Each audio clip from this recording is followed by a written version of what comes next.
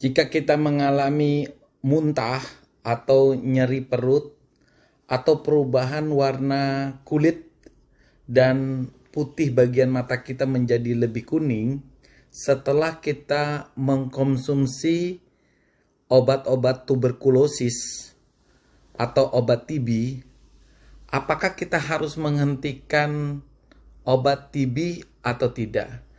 Nah, inilah yang sering menjadi pertanyaan bagi rekan-rekan yang sedang mengidap penyakit tuberkulosis dan sedang menjalani pengobatan TBC. Indonesia, khususnya daerah Asia Tenggara, ini menjadi penyumbang terbesar kasus tuberkulosis paru, dan tingkat kematian karena TBC ini sudah cukup tinggi. Tapi rekan-rekan jangan panik ya, TBC ini walaupun tingkat kematiannya cukup tinggi, ternyata bisa disembuhkan.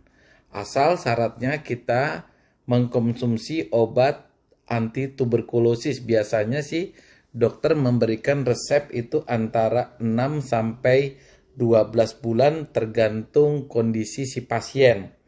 Nah, obat TBC itu biasanya berupa kombinasi dari obat-obat antibiotik rifampicin, isoniazid, pirasinamid, dan ethambutol. Jika perlu ada pemberian suntikan streptomycin.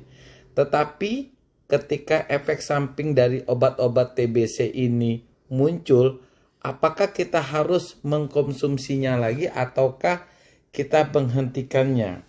Nah, masa penyembuhan tuberkulosis itu memang berbeda-beda untuk setiap pasien.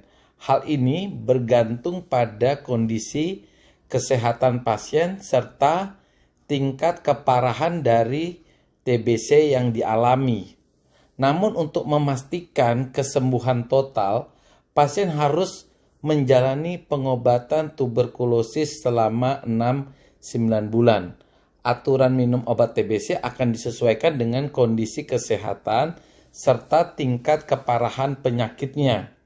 Efek samping dari obat-obat tuberkulosis bisa beragam ya, antara satu pasien dengan pasien lainnya berbeda. Beberapa efek samping daripada obat TB itu masih tergolong ringan dan dapat hilang dengan sendirinya. Namun ya, tidak jarang pula terjadi efek samping yang cukup berat. Isoniazid, rifampicin, pirasinamid berpotensi kuat menyebabkan kerusakan pada hati.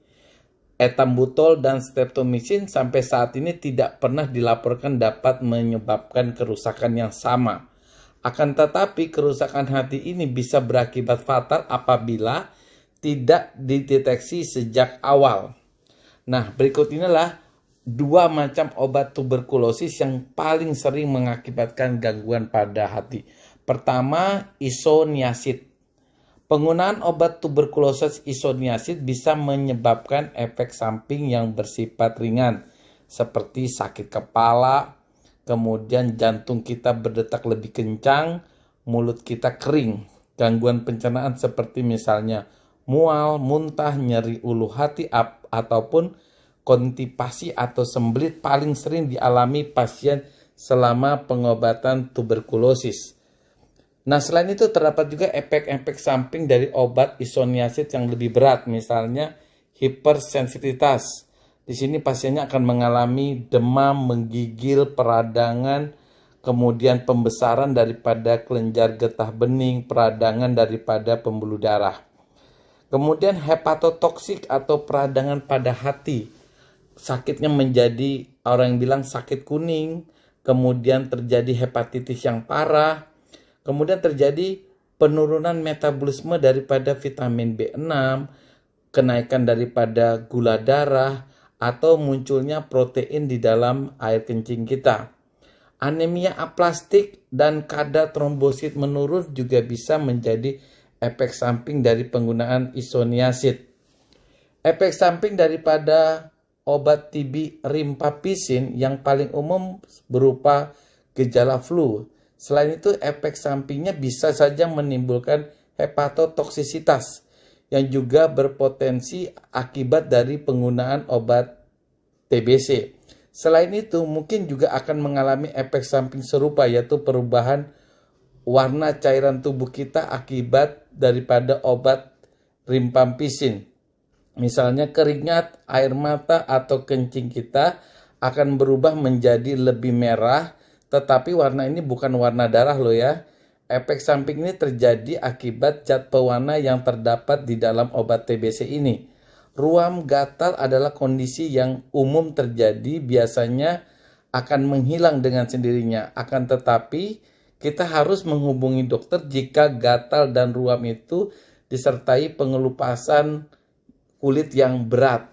Nah, obat-obat TB secara umum itu bisa menimbulkan efek samping dan wajib kita berkonsultasi dengan dokter jika muncul gejala seperti misalnya nyeri sendi yang disertai dengan bengkak, mata menjadi warna kuning, perubahan daripada jumlah air kencing, rasa haus yang terus meningkat, kemudian air kencing kita berdarah, terjadi perubahan penglihatan, detak jantung yang begitu cepat, mudah memar atau mudah berdarah, kemudian mengalami demam atau sakit tenggorokan yang terus-menerus.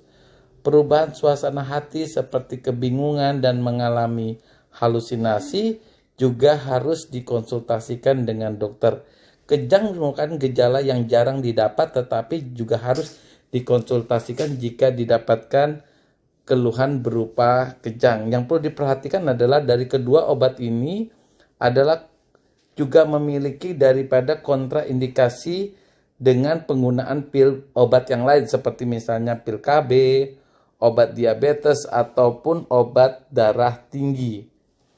Nah, hepatitis imbas obat dikenal sebagai kelainan hati akibat penggunaan obat-obat yang bersifat hepatotoksik, alias obat yang menyebabkan kerusakan pada fungsi hati. Nah, hepatitis imbas obat termasuk bentuk efek samping yang paling umum yang dialami akibat obat TBC seperti isoniazid dan rimpampisin. Dari 7% efek samping daripada obat TBC yang sering dilaporkan adalah kasus sakit kuning karena peradangan, sementara 30%-nya karena gangguan hati yang berat atau gangguan daripada fungsi hati. Keduanya ini termasuk adalah kasus hepatitis imbas obat. Efek seperti hepatitis imbas obat ini biasanya ditemukan pada 2 bulan pertama dari pengobatan tuberkulosis. Jadi gejala yang sering ditujukan dari penyakit ini adalah mual, muntah, nyeri perut, perubahan warna kulit maupun sklera mata menjadi lebih kuning atau ikterus. Ikterus itu sebenarnya disebabkan oleh adanya gangguan metabolisme bilirubin di hati. Di IC sulit dibedakan dengan hepatitis yang disebabkan oleh infeksi virus ya. Itu sebabnya diperlukanlah pemeriksaan laboratorium untuk mendiagnosa penyakit ini.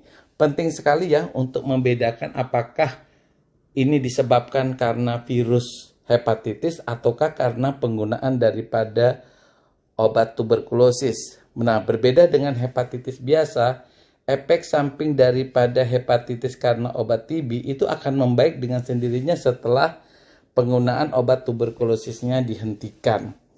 Orang yang mudah mengalami efek samping daripada penggunaan obat TBC itu adalah orang yang memiliki risiko faktor genetik ya.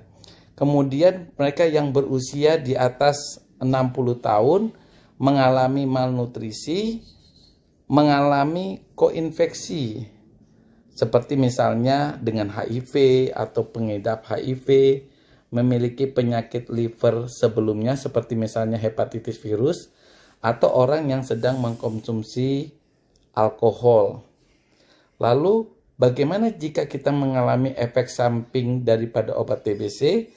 Jika kita mulai merasakan efek samping daripada obat TBC seperti yang disebutkan di atas, ada baiknya kita berkonsultasi dengan dokter. Biasanya dokter akan mengubah dosis atau mengganti obat tuberkulosis yang paling sesuai dengan kondisi si pasien.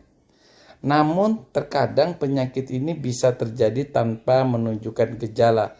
Dalam hal ini dokter menggunakan patokan hasil pemeriksaan laboratorium. Jadi jangan langsung menghentikan pengobatan tanpa berkonsultasi dengan dokter loh ya.